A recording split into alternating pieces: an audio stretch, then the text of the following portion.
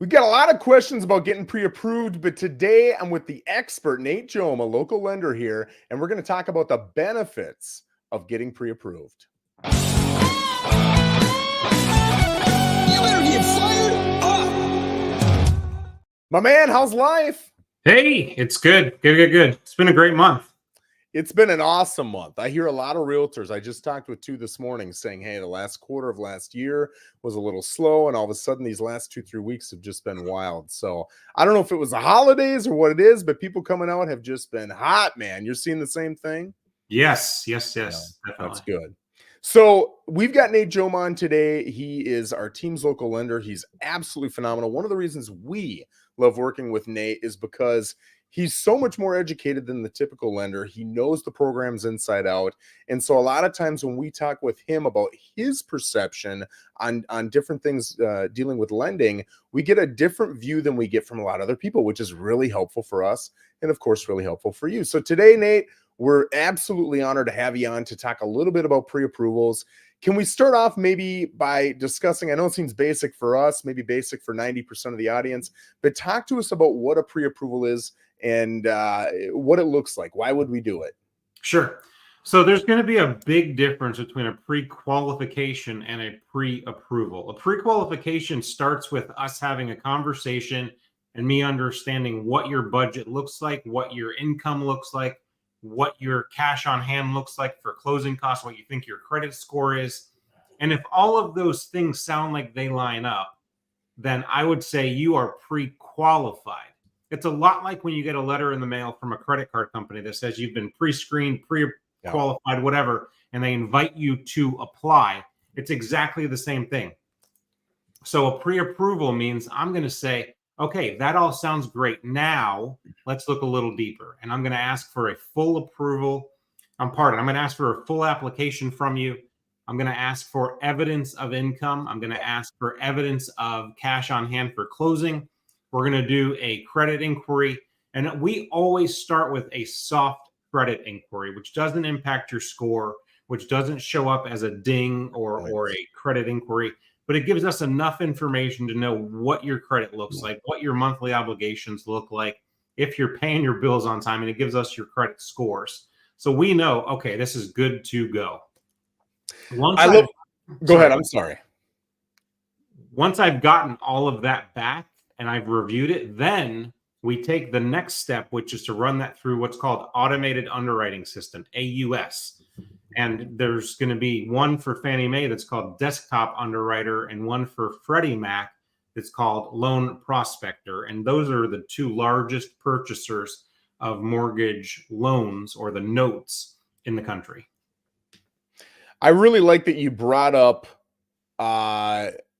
pre-approval versus pre-qualification, because I'll tell you, as a listing agent, when I see a buyer coming in with an offer on our property and they've got a pre-qualification letter, I instantly know this lender hasn't done their homework. They haven't dug into what does your credit actually look like? What does your income and assets and debts actually look like? They haven't looked into any of that. It's all based on what that person says.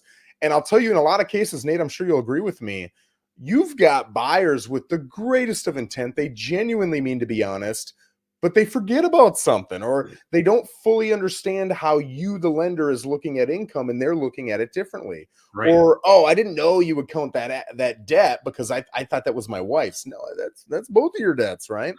So we see a big difference once they actually get the documents in. But I'm thinking, as a listing agent, why would you, lender and buyer's agent, bring me an offer knowing that if I know how to read the doggone letter, it's going to say you didn't do your homework?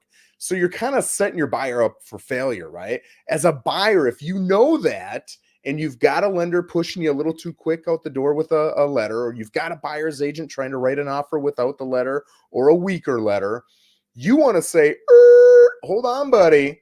I want to get all my docs to Nate. I want him to give me a better letter, a stronger letter, so that our offer looks better. It's just going to position you better, right? Absolutely. Now, you would talk, Nate, about we're going to do a soft pull. It's not going to negatively impact your credit, anything like that. I think that's one of the big cons to getting pre-approved that a lot of buyers see. So I love that you went after that. The only other con I can think of to getting pre-approved is that it takes time, right? It's going to take you half an hour Yeah. to get the application, fill it out, get the docs, send it in, whatever it is. Those are the only negatives I can really think of. Are there any other negatives to getting pre-approved that I'm missing? No, there really is no negative other than what you said, which is the time and the effort commitment. There's really no negative. It doesn't cost anything to get pre-approved. It's not going to impact your scores. And if anything, getting pre-approved earlier in the game is going to help you out Yeah. so much more. I can't tell you how many times on a Saturday or Sunday I have buyers that are seeing their dream home, and I've been asking them for a week, 2 weeks to say, let's get you pre-approved, let's get Yeah. you ready, and they're holding off because they haven't found what they're looking for and they don't want to go through the process. Now it's Saturday afternoon, it's Sunday afternoon, they found the perfect home for them. Yep. They reach out to me, I can get them pre-approved on the weekend, but it takes some time. I can't give you that letter that we were talking about earlier without going through all of it for you, because it's a disservice to you, it's a disservice to your agent, and it's a huge disservice to the seller and their agent. If I give you a letter that says you're good to go, and then when I actually get the paperwork from you, you're not, we've all wasted a lot of time, a lot of energy, and we've pissed some people off, right? Yeah. So let me ask you this. One concern I would have as a buyer is, especially if I'm in that like looking phase, like I haven't even really seen any properties yet. Yeah, I'd like to go out maybe in a week or two with my agent, but man, if I get pre-approved now, how long is that pre-approval actually good for? What would your response to that concern be? So a pre-approval is good for a period of about 90 days. The letter says 60 days because we build in like a 30-day contract period. Yep. Yep. And then outside of that 60 or 90-day window, we can re-up that pre-approval just by getting updated documents. Yep. So I'm going to ask for updated bank statements. I'm going to ask for updated pay statements. I'm going to look at them to make sure that we didn't go in the wrong direction. Yep. And if we're good, it takes me 10 or 15 minutes to reissue another pre-approval for another 90 days. Yeah. So now we've got all the negatives or potential negatives that we're creating in our minds attached to getting pre-approved. Let's get to the good stuff, man. What are the positives? How does it help me? What does it do for me? Well, it tells your buyer's agent that you are a bona fide, certified, eligible purchasing buyer. It's not as good as cash, but it's as close as you can possibly get to having cash in hand. Because if you do what is necessary to get fully pre-approved by working with us and our team or anyone that does it as good as we do, you can walk away with that letter in your hand and feel very confident that it's going to go through.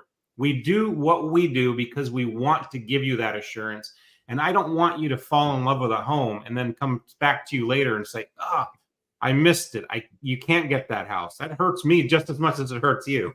Yes. And I'll throw out a couple things that I see on my end that I really think are pluses, right? Number one, you can shop with a clear head.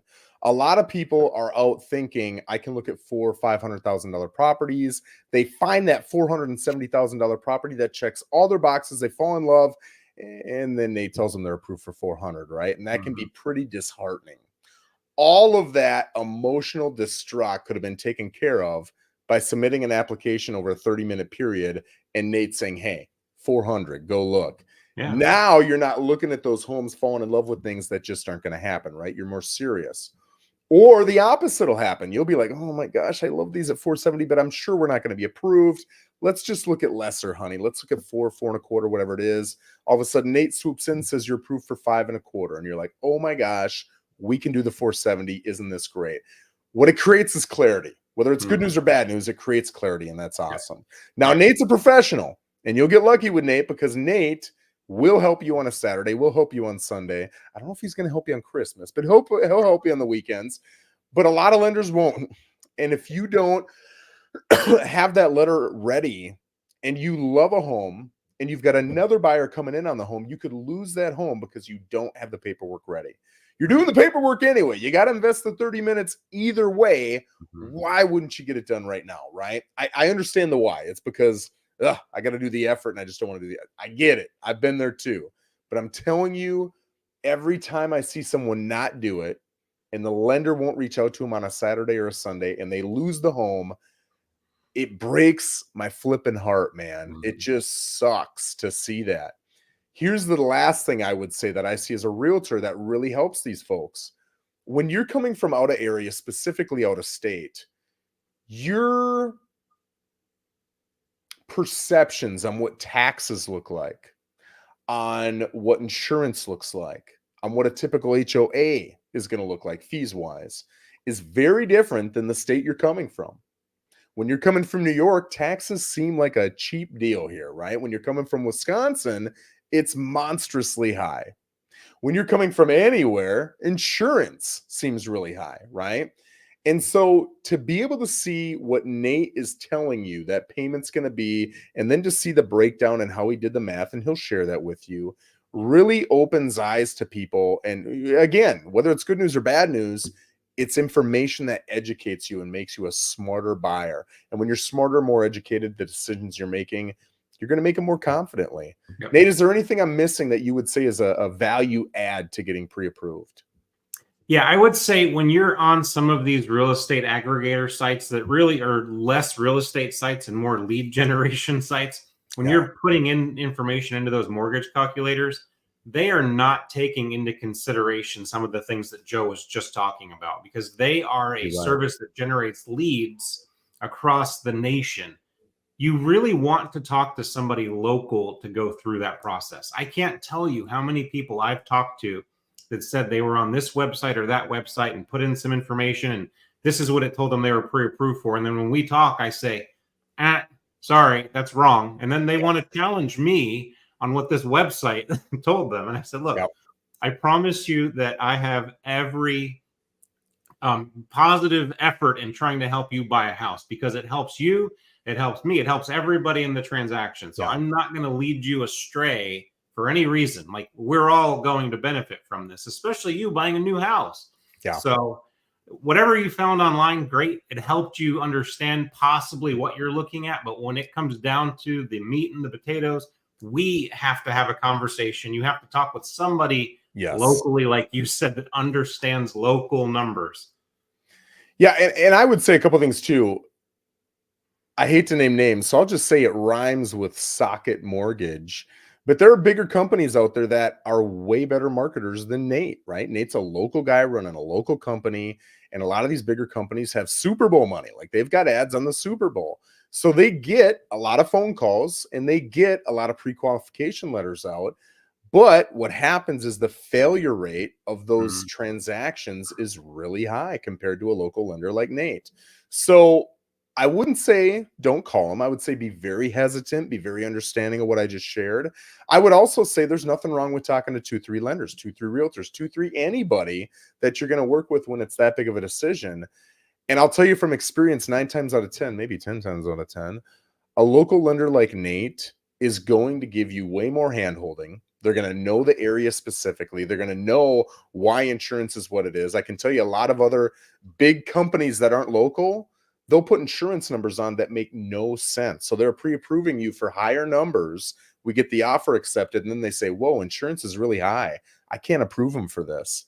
You're not going to get that with a guy like Nate, right? So a little bit of a pitch for my local lenders here, specifically Nate. But I see those deals fall apart at such a high rate. And with a local lender, it so rarely falls apart. Nobody wants to deal with that, right? It's stressful. So there's a little pitch for you, bud. Thank you. Yeah, of course. Guys, I appreciate your time. Thanks for taking a look at this. If you want to reach out to Nate or myself, all of our information is attached in the right up above, whether you're watching on Facebook or YouTube. If you've got ideas for future videos, feel free to leave them in the comment section, and we'll absolutely get back to you. But again, thank you for your time. And Nate, I appreciate you, my man. My pleasure. Thank